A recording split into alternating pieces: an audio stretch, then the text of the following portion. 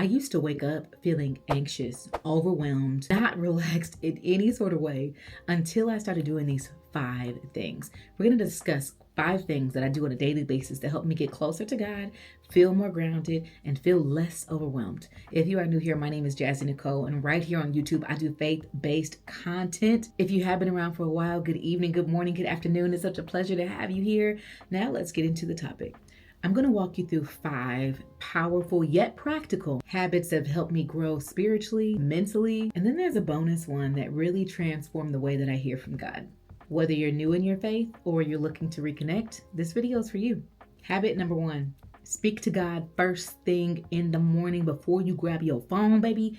Talk to your Father. Have a conversation. It literally changes the tone of my day because I am connecting with God. Good morning, God. God, thank you for this day. God, guide me. God, lead me. God, show me what you want me to do today. Things of that nature is usually what I ask for when I pray to God in the morning. Now, here's a helpful tip. You can set a Bible verse as an alarm. I keep a devotional by my bed. So when I talk to God, then I read my devotional, and that's really helpful. Psalm chapter 5, verse 3 literally says, "In the morning, Lord, you hear my voice." That tells you the importance of talking to God in the morning and a reminder that he hears exactly what you got to say. He don't care if your breath is hot. Number 2, read a devotional every day. Literally. A devotional is perfect for new and existing believers because it really helps you connect the scripture with what you may be going through in your life. This devotional, Jesus Calling by Sarah Young, is literally one of my favorite devotionals. You can get this off of Amazon. I'll link it in the bio, but I literally got mine from the half off bookstore for $5. It's on Amazon for as low as $8. So this one right here is very, very helpful.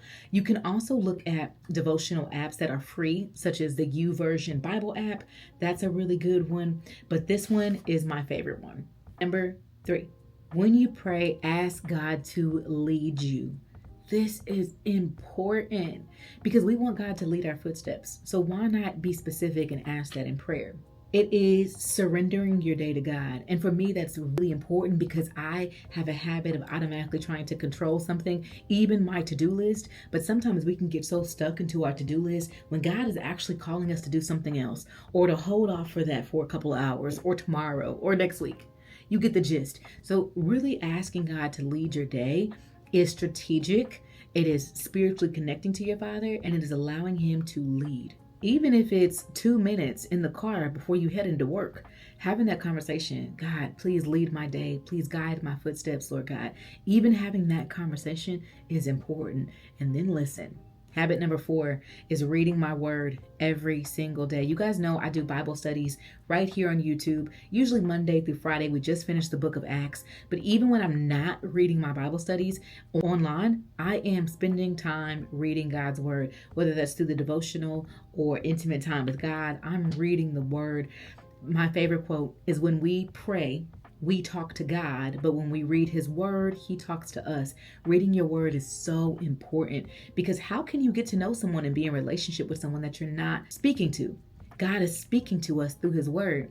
And I know a lot of times people say, well, I don't know what Bible to get, Jazz. I don't know what I'm reading. Understandable. The YouVersion Bible app is the most helpful free resource that will allow you to translate the Bible verses while you're reading. So that way you can put it in easier translations. I recommend the Christian Standard Version, the NLT, the New Living Translation, or the NIV.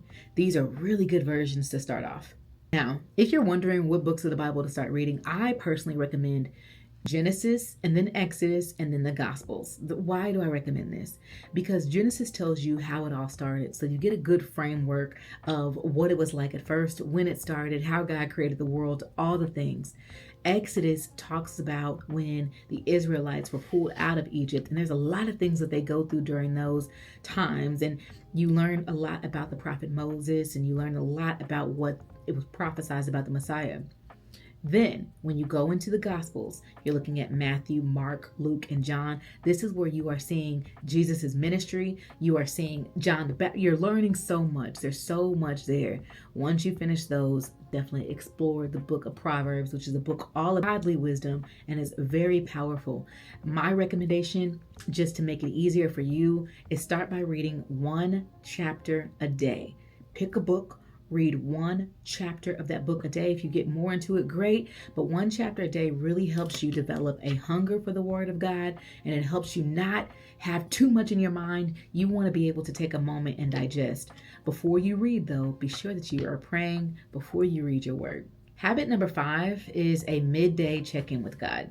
Reading the Gospels, you learn a lot about how strategic prayer was in place throughout people's day back in the day. So they would normally pray at 9 a.m., 12 p.m. in the afternoon, and then 3 p.m. in the evening. Now, for me, it's important for me to pray in the morning, but also to have midday check-ins with God. Because sometimes, even though we talk to Him in the morning, we can get caught up in our routine. And I want to make sure that I have ample time to speak to my Father, and then I'm squeezing in that time throughout the day so that He knows that He is important. Think about it. If you're in a relationship and that guy, woman, whatever, doesn't text you or call you in the afternoon, you can be like, okay, so we skipping days? You gonna be offended. And I feel the same way towards God because I value this relationship. So I want to have a conversation with Him, even if it's on a lunch break, even if it's in the car, even if it's on the way to pick up the kids. I'm talking to my Father and I'm having a conversation with Him. Some ideas are silence, praying out loud, talking to God in the car, worshiping. Things of this nature really can help you connect with your Father, even midday. And here is the bonus.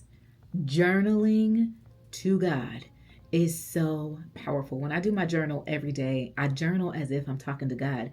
And that has been so transformative in my walk with God. Number one, it's something I can go back and look at. But number two, God says, write it down and make it plain. So I'm literally writing down my thoughts, writing down my desires, writing down what God told me, confirming His word all through this journal entry. Journaling is so powerful. So there are my 5 tips and my bonus. If any of this blessed you, please leave a comment, share, and send to someone who needs it. It has been a blessing to talk to you. I hope you guys have an amazing day. Bye.